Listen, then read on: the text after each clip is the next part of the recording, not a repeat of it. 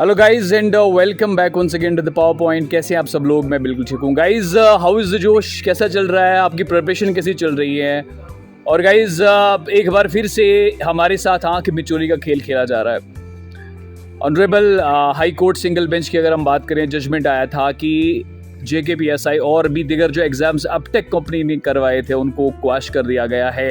एक डिसीजन आया था और साथ में जो रूलिंग्स आई थी उसमें जो पॉइंट्स थे गाइज वो बहुत दमदार पॉइंट्स थे। और जिस तरीके से JKSSB को थ्रैश किया गया था वो एक देखने वाली बात थी गाइज। लेकिन इस बीच JKSSB ने जो है उस जो जजमेंट था उसको स्टे करवा दिया है। अगर हम डबल बेंच की बात करें, जो पावरफुल बेंच होता है किसी भी हाई कोर्ट का, तो उसको स्टे करवा दिया गया और इंटरिम रिलीफ लेके एग्जाम को आगे कैरी करवा रहे। लेकिन गाइस कब तक चली गई है आँख में चोली? कब तक चलेगी? जम्मू एंड कश्मीर के इनोसेंट एस्पायरेंट्स को कब तक ये जो है इस चीज़ में, इस भ्रम में रखा जाएगा और उनके साथ बार बार विश्वासघात किया जाएगा? गाइस, क्या आप जानते हैं ये वही कंपनी है जिसने बहुत सारी राज्यों में करप्शन किया है, इस पे चार्जेस है और इसको ब्लैक लिस्ट भी कर दिया गया है। और गाइज इसके अलावा जबकि पहले ही जो हमारे ऑनरेबल जुडिशरी है उन्होंने कहा था, डायरेक्शन दिया था JKSSB को कि आगे आने वाले टाइम में जब भी आप हायरिंग करें, जिस भी किसी कंपनी को करें, तो जो मेथड आप यूज़ करें वो ट्रांसपेरेंट होना चाहिए, अकाउंटेबल होना चाहिए और उसमें कोई दलाली, कोई शिकायत, कोई करप्शन की बू नहीं आनी चाहिए। लेकिन एक बार फिर से JKSSB ने इस चीज़ को कैरी किया, अपटेक जैसी करप्ट एजेंसी को कैरी ऑन करने की कोशिश करी और इसको डिफेंड भी किया जा रहा है। JKSSB ने याचिका फाइल करी थी हाई कोर्ट के अंदर कि ये ओके कंपनी है, लानत ऐसे एजेंसी के लिए, रिक्रूटिंग बोर्ड के लिए जो इतनी दलालियां कर रहा है। और एक बहुत बड़ी बात गाइस, क्या आपने कभी इस बात पे सोचा है? आप एग्जाम लिख रहे हैं, आपको all the very very best, लेकिन क्या आपने कभी सोचा है कि जिन दलालों ने, जिन स्कैमर्स ने स्कैम किया था वो कहाँ पे है और क्या वो दोबारा से एग्जाम लिख रहे हैं? क्या आपने कभी इस बात पे गौर व फिक्र किया है? शायद नहीं किया, लेकिन मैं आपको बताए चलूँ, मेरे पास सबूत हैं और मैं उनको आपके सामने लेके आ सकता हूँ। और कल की डेट में मैं वो वीडियो अपलोड करूँगा जिसमें एक शख्स से मेरी बातचीत होगी और वो आपको बताएगा कि जो स्कैमर्स थे, बहुत सारे लोग जिन्हें पैसे दिए थे, जिनको पकड़ा नहीं गया, जिनको एक्सपोज नहीं करा गया, वो इस बार भी एग्ज़ाम में बैठ चुके हैं, उन्होंने एग्ज़ाम दिया हुआ है। ये एक बहुत बड़ी लानत है, एक बहुत बड़ी कर्स है हमारे सिस्टम के लिए कि उन दलालों को एक बार फिर से मौका दिया गया दलाली करने के लिए, करप्शन करने के लिए। ये सवाल मैंने परसों भी किए थे कि कुछ बच्चे 2-2 मिनट लेट हो गए थे, 1-1 मिनट लेट हो गए थे रिपोर्टिंग टाइम से और बाद में उनको वहाँ से लात मार के बाहर निकाल दिया गया था।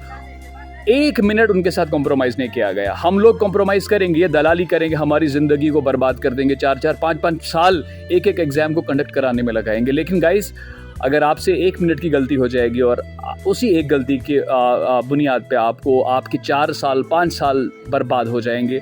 गाइस, क्या ये इंसाफ है? ये कौन सा प्रोटोकॉल है कि आप उन लोगों के लिए कोई रूलिंग्स नहीं बना रहे हो, कोई कानून नहीं बना रहे हो जो दलाली कर रहे हैं और उनके लिए आप इतना कोऑपरेट कर रहे हो, कॉम्प्रोमाइज़ कर रहे हो? लेकिन वो इनोसेंट, वो गाँव से आए, दूर दूर से आए हुए बच्चे जो टाइम पे 1-1 मिनट लेट हो गए, उनको आपने एग्ज़ाम देने नहीं दिया। गाइस, उसके बाद बहुत सारे बच्चों ने कमेंट्स किए, मुझे बताया कि सर आप ज़्यादती कर रहे हो, आप झूठ का इशू बना रहे हो। लेकिन ये झूठ का इशू नहीं है। मैं आपको अभी भी बता रहा हूँ कि ये एग्ज़ाम जो हो रहा है ना, इसका कोई भविष्य नहीं है। ये मेरी बात लिख लीजिएगा आप, इसका कोई भविष्य नहीं। आने वाले वक्त में कोई मर्द मोमिन आएगा, कोई परफेक्ट ह्यूमन बीइंग आएगा जो इस चीज़ को कैरी करेगा और इसको लात मारेगा। फिर से इस एग्ज़ाम को क्वैश होने के पूरे चांसेस हैं और ये एग्ज़ाम की कोई भी वैलिडिटी नहीं है कि कब तक चलेगा और कब के बाद इसका सत्यानाश हो जाएगा। फ़िलहाल जो चीज़ें बोली गई थी मेरी तरफ से वो बिल्कुल सच साबित होती आ रही हैं और आगे भी होती आएंगी। क्यों? क्योंकि जिस तरीके से इन्होंने हमें गोल किया है ना, हमें इनका आने वाला जो रोड मैप है ना, इनका जो आगे ये एनविसेज कर रहे हैं वो हमें ऑलरेडी पता चल जाता है। क्यों? क्योंकि बहुत ज़ख्म दिए हैं, अब उन ज़ख्मों से ही आवाज़ आती है कि अब हम तैयार हैं अगला ज़ख्म खाने के लिए।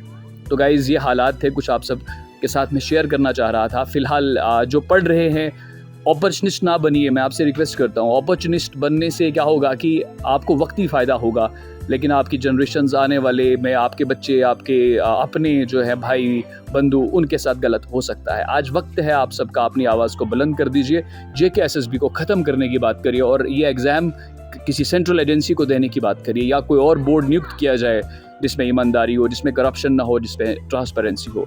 गाइज़ ये कुछ बातें थी आपसे शेयर करने के लिए। कल की डेट में एक ब्रेकिंग न्यूज़ आपके लिए होगी। वो जो लड़का है जिसने एग्ज़ाम लिखा है उसके साथ क्या कुछ हुआ है, मैं वो कल आपसे शेयर करूँगा वीडियो।